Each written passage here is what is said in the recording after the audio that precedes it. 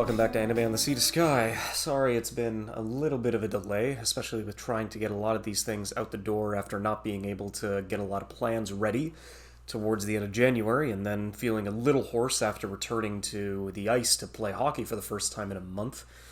So I do apologize if I do sound a bit hoarse on that end, but at the very least, I've got quite a few ideas to set up at least leading up through February, since a lot of that's going to be catching up on a few shows for a few episodes leading into the winter season, as well as a couple of shows leading up to the end of the Oscars and movies as well, because of course I'm flipping between those and the Emmys.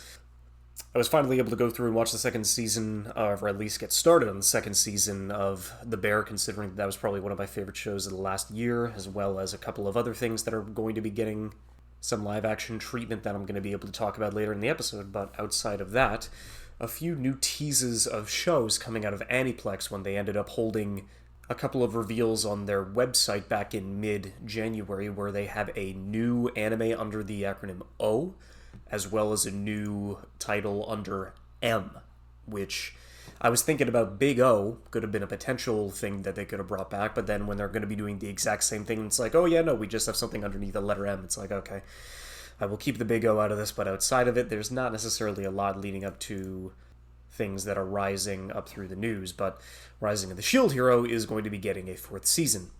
Take that as you will. I'm pretty sure I dipped out of the Shield Hero back in episode 4 for various reasons that are just not really worth talking about, in the sense that it was definitely not one that was getting me invested at all, on top of the fact that any emotional stakes that they tried to build up are just really undersold, especially with how a lot of people that I'd seen have been feeling over the past 2 seasons. So I'm kind of glad that I ended up dodging a bullet there, but that's kind of how the majority of my reservations towards most isekai go, even though there are quite a few this season.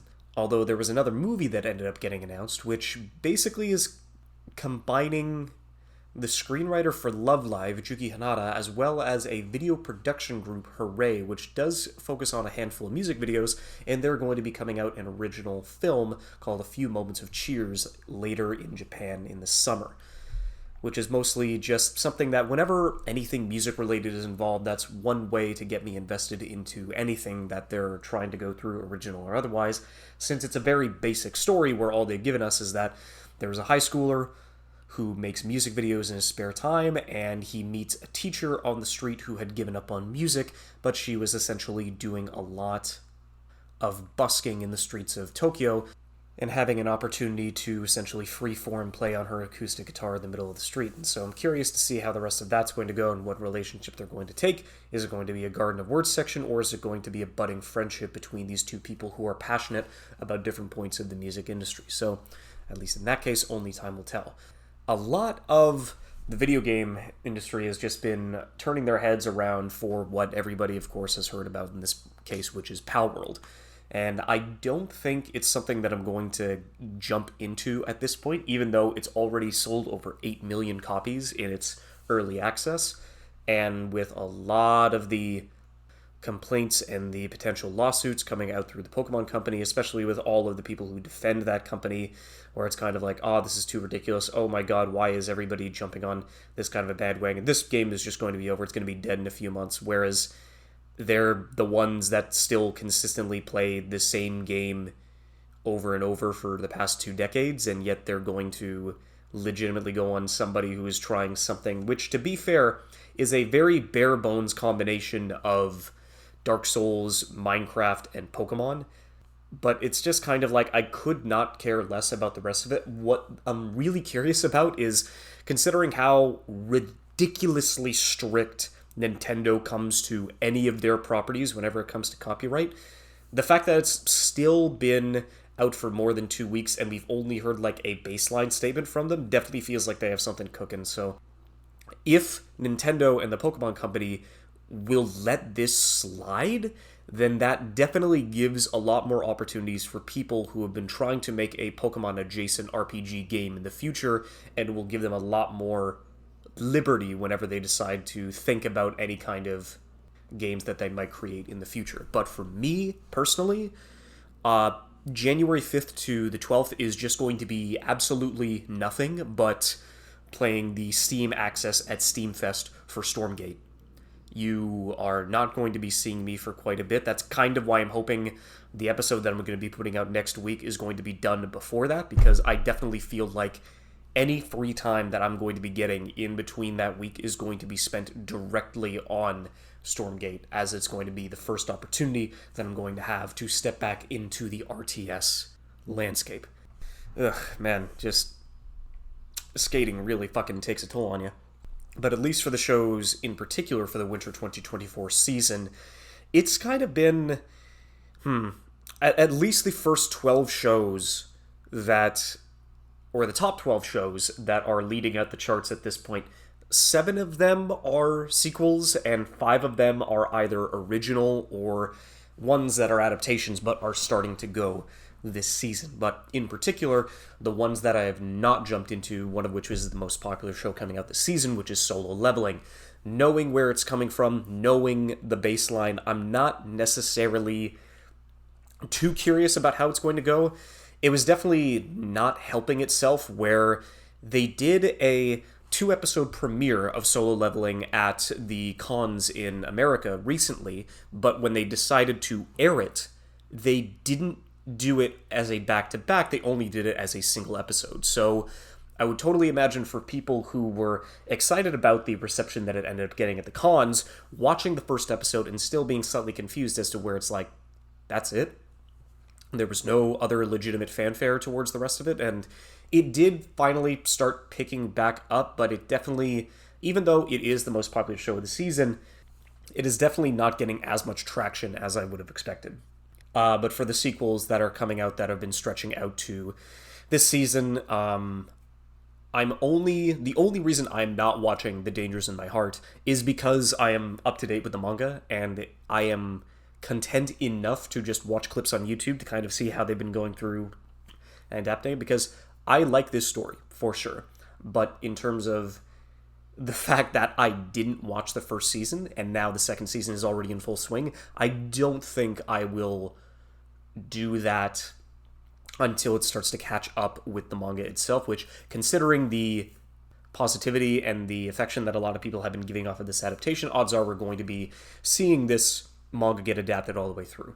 But then apparently, I watched a handful of episodes with some buddies of Undead Unlock back when the first 12 episodes came out, and it definitely felt like it had a spike halfway through the first season, and now a lot of people are definitely just kind of like taking it on a slow decline, not necessarily in quality, but the amount of people that have kept up with it seems like it's been slowly dwindling over the past 16 weeks or so.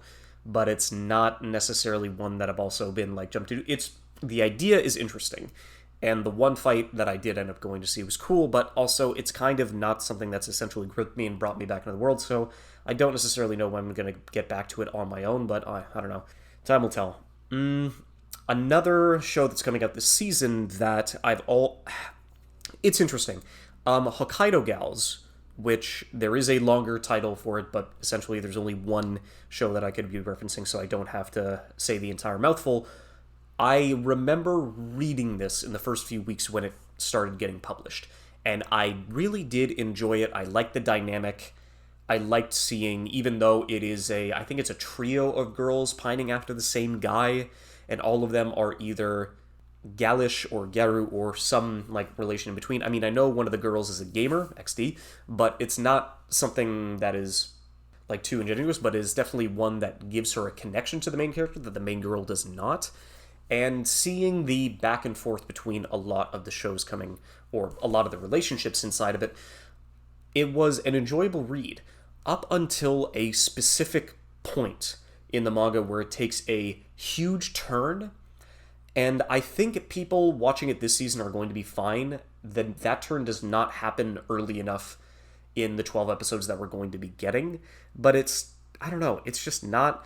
It definitely feels like it is a lighter version of Dress Up Darling, in the sense that she's a Gyaru in a winter hellscape, and she's still able to wear a skirt in that, whether it's just kind of like, okay, once you get over that, I don't necessarily know how much else it can give you except for decent vibes, but I don't know, that's about it.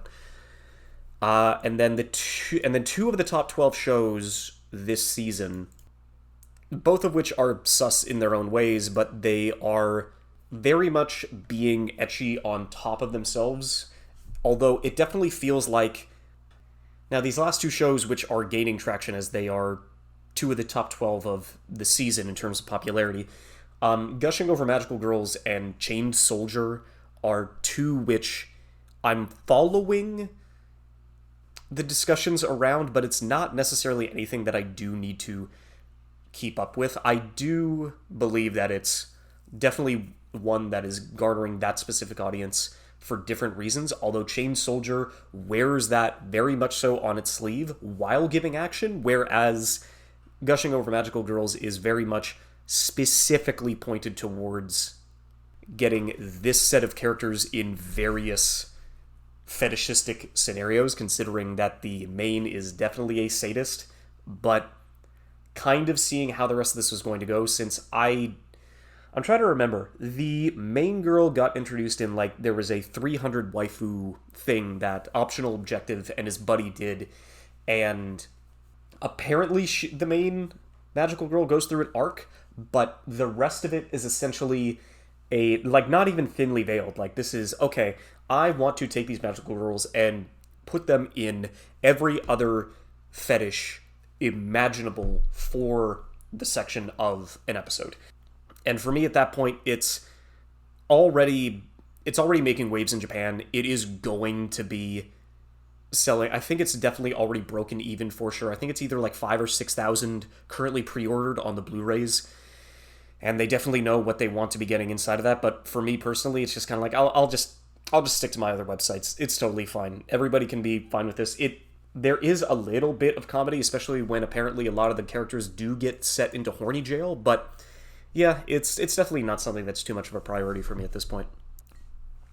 Now, for the shows I am watching or have been watching but haven't caught back up on as of late, two of which are the Daigo Firefighter and the Shangri-La Frontier, because both of which I'm kind of like 3 weeks behind, where they're both been fine rides, but it's never been too much of a priority for me to actually jump back into them or get invested, because I mean they're fine in their own ways. I mean, like, Fire Truck is 24 episodes, and I really do feel like I'm going to be needing a little bit of help to get through those, either at ×2 or ×4 speed.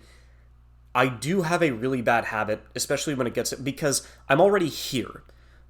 I started getting bored with Fire Truck, unfortunately 10 episodes in, and then it had one decent episode, but for my kind of completionist mentality, if I am 10 episodes into a 24 episode show, I can't just drop it. It's a lot easier because it's a week by week thing, but if it's got me that deep into its world, then I might as well just finish it on its own time around, like, when it's being completed, especially if it is a seasonal series.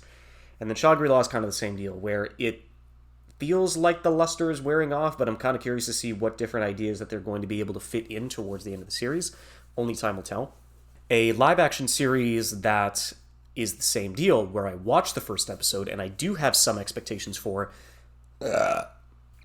but the buddy of mine who I'm watching it with kind of wants to do it as kind of like a burst and not on a week-by-week section, but that is the live-action adaptation of Percy Jackson and the Olympians, The Lightning Thief, where I did enjoy the first episode, and I think it's 8 or 10 that they're going to have to complete the entire book, which I do believe is the right amount, and halfway through that series is going to be probably a handful of my favorite things that they didn't get to adapt in the movie that came out in 2010, I believe. But I am curious to see where the rest of this adaptation is going to go, considering that there is a lot of good stuff to be adapted towards the rest of this first book. And if we are going to have the opportunity to get enough people to watch this, will they do the entirety of at the very least, of the Olympians saga? Since this is 5 books, and even though each book goes through, I believe, a year, I think it is about a year per book, so we'll still have the opportunity for the actors and actresses that are still young here to grow into their roles and have that opportunity for a 5-book franchise. So I'm definitely curious because they already have the big pen instead of the clicky. That was probably one of the biggest things that got me excited, because it's the small things like that they're still keeping note of. And so I'm definitely curious to see how they treat the more grander moments that they were able to get inside of the novels, and see if they can actually bring it up to that kind of polish that we have not been able to see for over a decade. And I watched the first 2 episodes of this, and it's also one that I've kind of fallen off on because it's definitely like a time and place, and I don't think it needed to be 24. They probably could have cut this down to like 12 or 15 minutes. But Time for Torture Princess is definitely one of those where it parades itself as a dark and gritty show for like the first 6 minutes, and then it shows its hand after that point, and it's basically going to be the energy that you're going to be getting for the rest of the show, which is a really nice, fluffy, feel-good, but very repetitive kind of joke as to how the rest of it's going to go. But I do think the jokes get a little more fleshed out when more characters of the Demon Army get introduced. And so it's not a priority for me at all, because it was the same deal.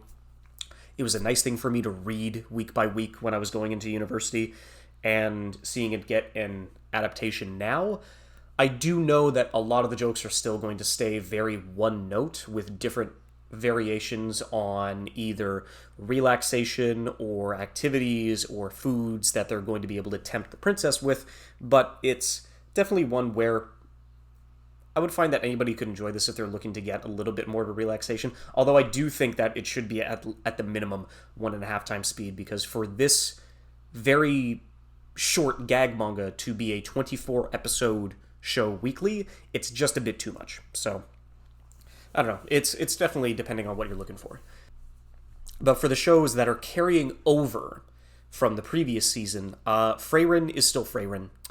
It is still one of the best adaptations that I've seen to date, and it is one of those where I would probably give a episode on, because I know where they're going to end once they get to episode 28, I believe, since we've only got, at the time of this recording, 6 more episodes to go, and still seeing how they have been able to enhance the experience of an already phenomenal manga to be given this kind of polish for this adaptation is just still stunning.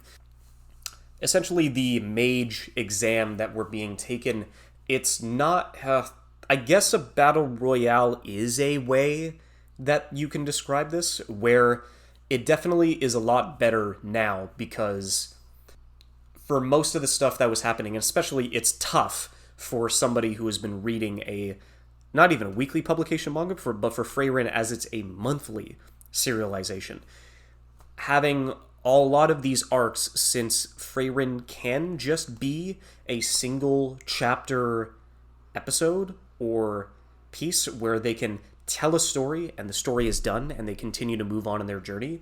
So whenever that episodic lining inside the manga turned into an arc, it always felt longer than it did, considering that you would stay, in this case, probably the mage exam, I'd have to go back and check. The mage exam in our time took about 2 years. More than 2 years, actually. It was about 2.5. And it was definitely something where, oh yeah, now they're actually, so now we're moving on from this exam. It just felt like it was so long. And then it gets into another arc, which lasted another 2 years, was just kind of crazy. Which is the only reason why people weren't as, I would imagine, as hyped, and were not, like, really selling Frieren as, like, one of the best fantasy stories in manga, because when it started off episodic and then leading into 2 long arcs, and, like, not long by manga standards. Like, these are arcs that are anywhere between 15 to 25 chapters long, but in a monthly serialization, those feel like ages.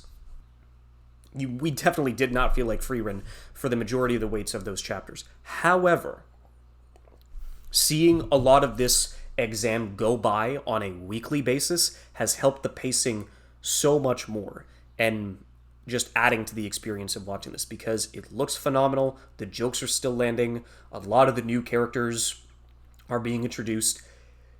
I completely forgot that Denkin was able to cast one of the most basic and powerful spells known to man in the most recent week, which I won't spoil for you, but it is easily like one of the better moments, and it's just kind of like, man, I remember being attached to Duncan. Why was I so it's like, okay, yeah, no, that was it. His mastery over some of the most classic spells is definitely something that shouldn't be underestimated. So it was such a fun, it's still been such a fun ride. Same deal with Apothecary Diaries. It is now slowly introducing a new antagonist, which I am very concerned about, considering that they are a mental force and who seems to have a personal relationship with one of the characters in the show. And so now that Mau Mau is slowly getting more and more embroiled into a lot of the mysteries and the inner workings of the palace, that this person might be interested is really getting me concerned. Because it's still good. All the moments are still great between Jinshi, his retainer, and Mau Mau, and all the concubines. One of the newer concubines, I'm actually curious to see what her dynamic is going to be leading into. But it's still great. It's definitely difficult to say. I think there's only one other show that's better than it. Well, okay, two other. Like Frieren, I still like, but both are just on equal portions of like a 9 out of 10. Easy. But the one that is definitely probably my second favorite thing to watch this season is easily Delicious in Dungeon. Dungeon Meshi. Dungeon Meshi. It's another phenomenal fantasy show. Like, we are classic fantasy fans are eating really good this season, where you still have quite a few isekai that have been popping up over the past couple of weeks. Dungeon Meshi, with its zany energy and its colorful cast of characters and the dynamic that they're able to go through, Senshi essentially being the same level of badass and wise as Denkin in Frieren, it has still been a really great experience seeing all of these old geezers lead different parties in different ways, and just having all of the personalities inside of the group just bounce back and forth, even though they are mostly...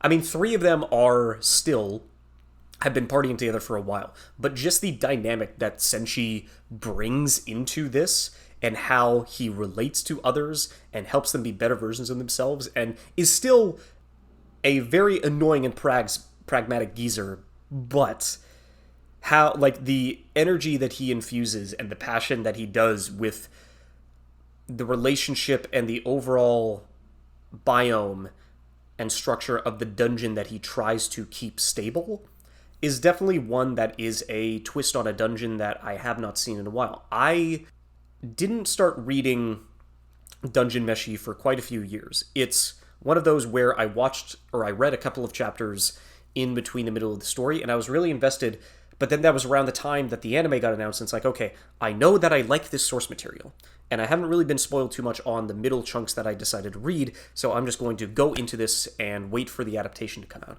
And we've got 24 whole episodes. This is phenomenal. We are going back to the structure of now there are projects and adaptations and companies that are strong enough in their conviction to let these series breathe, and because they know the quality of the source material, they are now giving 24 episode adaptations where you don't have to gamble, you don't have to see if the first 12 go, and then you can see the popularity that's gone, and then you have to either trade it to a studio or wait for an additional year to get the production started and seeing how they're going to wait. We are seeing so many opportunities, especially in terms of Dungeon Meshi and Frieren and Apothecary, to see these shows get adaptations that are stretched out long enough where we can still give them the opportunity to breathe, as well as not feel condensed into a lot of the adaptations that we've been getting. And I have been so happy to see this kind of mindset come back into play, as it was something that was a lot more prevalent in the 2000s, but then with the rising popularity in the 10s, they mostly just wanted to get 10 to 12 episode shows out the door, and they kind of throw a lot of stuff at a dartboard and see what sticks.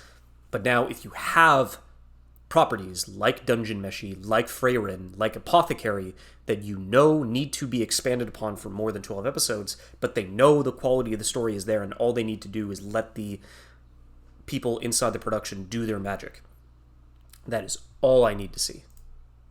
And after I do a little bit of IT work on my mic there, the final show that I started watching this season it's one where it's original, and the staff behind it definitely got me invested, and it definitely got me curious on how they would essentially take the ideas that they were going through and introducing. Since you have this being a Studio Bones anniversary project, it is an original cyber noir, cyberpunk, like part mystery, part tokusatsu, like all of these different things coming together. And you've got Mononobu Hori, who was the director of Carol and Tuesday.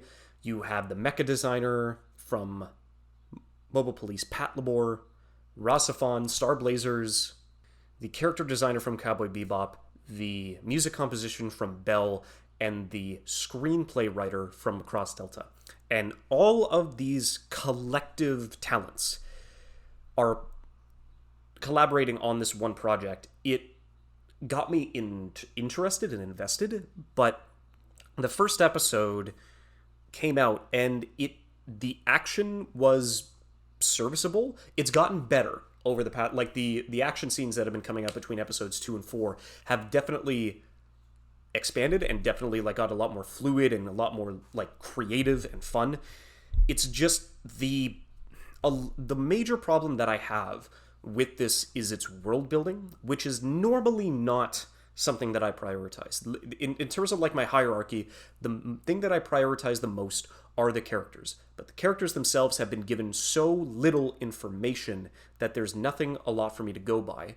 And they basically set up a handful of scenarios to get you introduced to this more like Blade Runner. It's not necessarily cyberpunk. It is tokusatsu Blade Runner in this case, where you have this taking place on Mars, or the majority of it taking place on Mars, in a world where you still have, where in Blade Runner you have the replicants, and in Metallic Rouge you have these neons.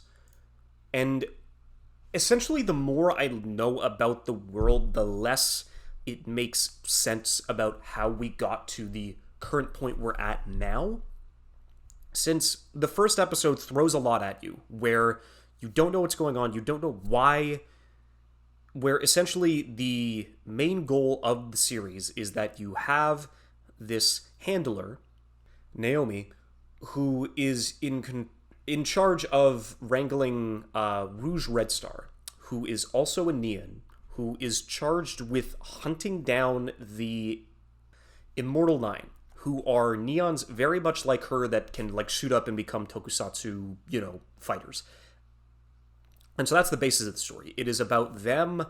I guess hunting is just a very it's they're not hunting. They're searching and then fighting, and then they give them their hearts, and then they just, their hearts are these orbs, and then they just move on. And it's kind of like, okay, these two are acting very cheerful along another. Rouge definitely has like a more childlike mentality because she's got like the body of somebody in their early 20s, but their mentality is more of like a child, where it definitely seems like she's like mentally she's 10. She's very childish. She's hasn't been around the world long enough to get a proper bearing on things. She's just being directed by Naomi to hunt down the Immortal Nine and then just get these hearts for her older brother, who is a part of another organization. Like, all of this stuff is just happening in the background. My problem is essentially how this world came to be, especially with every new piece of information that we get about this major conflict with an alien third party that tried to invade our galaxy and wipe humanity like off the face of the, like, not just the Earth, but to wipe out humanity. And humanity creates these replicants or neons to mass produce and help them fend off the alien threat. I guess they win because the alien threats are no longer, going through, but there is because there's animosity, I guess, towards these Neans, and the Neans are fully sentient. They are fully human, or close to what you can call human, with their mentality and their emotions and their empathy towards everything. If they didn't have these injection ports, you would just assume that they were human. But humanity, the only reason why they treat that, I don't get it. They can treat all the Neans like trash. They're not replicants in the form where they are governed by the 3 laws of robotics. And one of the main keys of that is they cannot harm humans. However, these Immortal 9 can. But we don't know why they're being hunted outside of that one fact. But the Neans are fueled by this injection, this nectar. So the only reason why nectar is a main point is that, yes, Neans have to inject nectar every day or else they die in one of the most unceremonious ways possible, because they just shut down and then they get picked up by a dump truck and then they drive off, where it's kind of like, man, so we made these robots and we really did appreciate, because without these robots, we would have perished towards these aliens. But now that the robots are here, they were programmed with the laws of robotics to not harm humans, but they were also given a soul, basically. They were given all of the proper attributes and mentalities and characteristics and personalities of being human, which definitely just seems like an oversight. If they want, it would have been a lot easier to create these androids with the 3 rules of robotics and not make them human, and then this entire story would just lose its allegory of either, racism or otherism, of this xenophobia against the Neans, and that this entire thing would have just lost. You wouldn't have had to worry about it. But they feel like the only reason why they made these Neans seem human is to inject a false sense of drama inside of the story, which didn't really need it. And then the fact that they made this nectar, which shouldn't by any means be ingested or injected into humans, but it gives them one of the best contact highs in existence, where they basically took heroin and they made it fuel for these Nean robots that they need to survive. But then one random idiot was like, oh yeah, no, I was having a bad day and I was kind of feeling like ending it, and then I injected this nectar into me, and then I felt like $1 million, and it was like the most potent drug I had ever had in my life.